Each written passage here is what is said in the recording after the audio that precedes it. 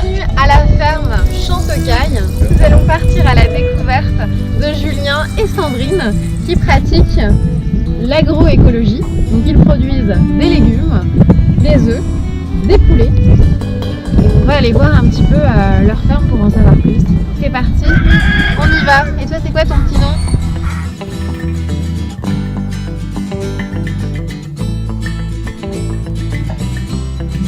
Sandrine et Julien se sont rencontrés lors de leurs études, sont tombés amoureux et ont décidé de réaliser leurs rêves ensemble. Ils ont d'abord voyagé, puis ont trouvé leur coin de paradis en 2016 en s'installant en Limousin, terre où je suis d'ailleurs née, située à 10 km de Limoges, pour y créer leur ferme.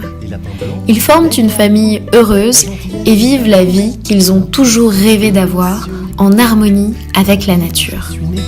Grâce à l'argent qu'ils récoltent de la vente de leurs paniers, leur ferme est rentable. Ils consomment leurs produits et savent exactement ce qu'ils mangent, des produits sains et de qualité qu'ils cultivent en respectant l'environnement et la terre pour le plus grand bénéfice des habitants du quartier.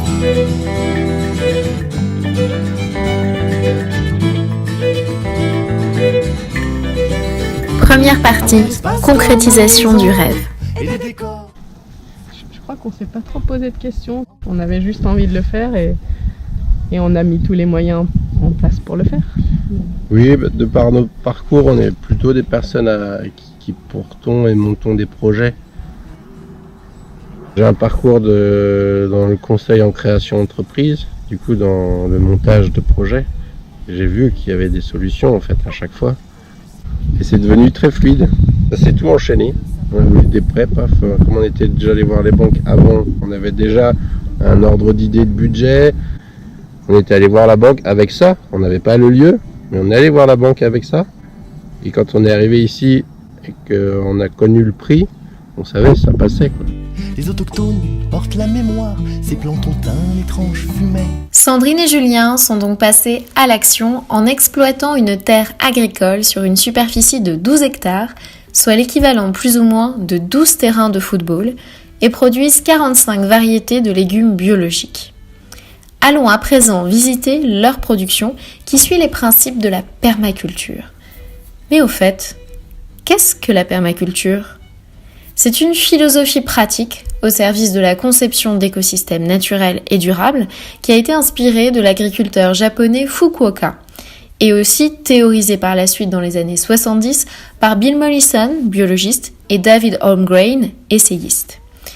Elle se conçoit en fait comme un champ d'expérience et n'existe pas autrement qu'un archipel. Il ne s'agit donc pas uniquement d'une technique de jardinage, mais bel et bien d'une philosophie de vie qui forme des individus à une éthique ainsi qu'à un ensemble de principes.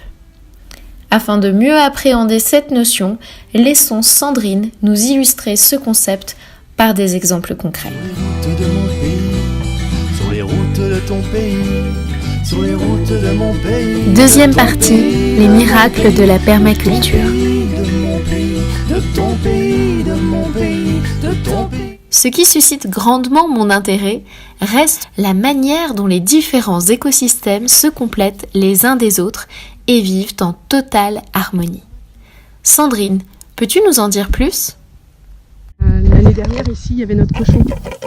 Du coup, le cochon, il a mangé la prairie, il a retourné, il a amendé en faisant caca. On avait posé un gros tas de feuilles mortes et il l'a réparti un peu partout.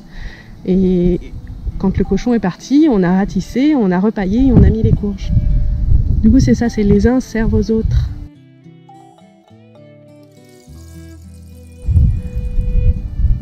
Du coup, en autre exemple, il y a les poules pondeuses qui sont au-dessus du maraîchage. Du coup, quand il pleut, en termes de ruissellement, ça va nourrir le sol pour les légumes.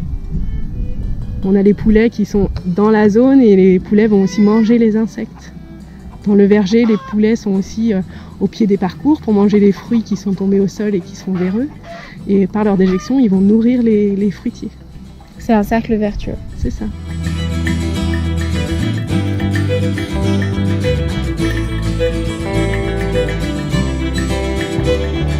Vous l'avez compris, la nature est généreuse et nous donne toutes les réponses. Afin de concevoir un design en permaculture, il suffit de faire preuve de bon sens, d'être fin observateur et de comprendre que bien souvent, le problème devient la solution. La permaculture est donc une méthode systémique et globale où chaque écosystème a sa place. Comme les poulets qui se nourrissent de fruits au pied des arbres et contribuent ainsi avec leur déjection à nourrir les arbres fruitiers. D'ailleurs, savez-vous comment vivent les poulets à la ferme de Chantecaille et ce qu'ils mangent ? Je vous propose que nous allions le découvrir avec Julien. C'est parti. Troisième partie, l'élevage de poulets. Alors les poulets, on respecte le cahier des charges de l'agriculture biologique. Donc ils sont sur des densités dans des bâtiments, sur des espaces en extérieur. Le premier mois, ils sont qu'en bâtiment parce qu'ils ont besoin un peu de chauffage et de protéger. Et à partir de la 4e semaine, je leur ouvre la porte et puis ils ont accès à un parcours. On est dans un esprit d'un parcours qui est plutôt évolutif autour du bâtiment. Donc voilà un peu comment ça s'organise. Ce bâtiment, c'est un bâtiment qui est déplaçable. Voilà, il fait 20 mètres carrés, je mets à peu près 200 poulets dans le bâtiment. Du poussin de 1 jour jusqu'à la période d'abattage, il faut au moins 3 mois. Et après, c'est possible jusqu'à 4-5 mois. En tout cas, c'est ce que je fais ici à la ferme de Chantecaille. Ils sont nourris avec des aliments achetés dans le commerce pour les premières semaines, pour que l'aliment soit bien équilibré. Quel type d'aliment ? Donc moi, j'achète de la miette, et qui est constitué de blé, de tourteaux de tournesol, tourteaux de colza, de maïs et de soja. Voilà. Tout est garanti agriculture biologique. Et te demande comment vas-tu. À la ferme de Chantecaille, les poulets mangent des produits sains sans aucun antibiotique. Et ce qui est certain, c'est qu'ils ont l'œil vif. Si vous aviez 30 secondes pour convaincre un citadin qui aurait envie de contribuer à une agriculture plus responsable à son niveau, qu'est-ce que vous lui diriez ? Choisir de mieux consommer, être plus responsable dans sa consommation en fait. Consommer, c'est voter ? Ouais, on pourrait sortir ce slogan, oui. Mais c'est plus acheter un produit d'une grande marque, c'est aider un PDG à acheter un 3e yacht, acheter des produits locaux, c'est aider une famille à financer les cours de gymnastique de leur fille, quoi. Voilà. Plus, Et si vous deviez convaincre un citoyen qui habite à la campagne de faire le même projet que vous, quelle clé lui donneriez-vous ? Ouais, d'avoir envie. D'aller pratiquer, d'aller dans des fermes, d'apprendre sur place avec des Avant gens. tout, Ouais. avant de se lancer. Ouais. Et nous, on n'est pas dans une dynamique à vouloir influencer des gens pour faire autre chose que ce qu'ils font. Il faut faire ce qu'ils ont envie, ce qui les motive. Voilà. Ça peut être du maraîchage, ça peut être avoir des chèvres pour faire du fromage. En fait, il faut trouver ce qui résonne en eux et puis c'est parti, quoi. Ce qui fait vibrer chacun de nous.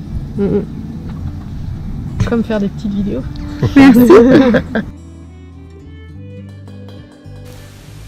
Si vous aussi, vous tombez amoureux et que vous êtes passionné de permaculture, pensez à Sandrine et Julien.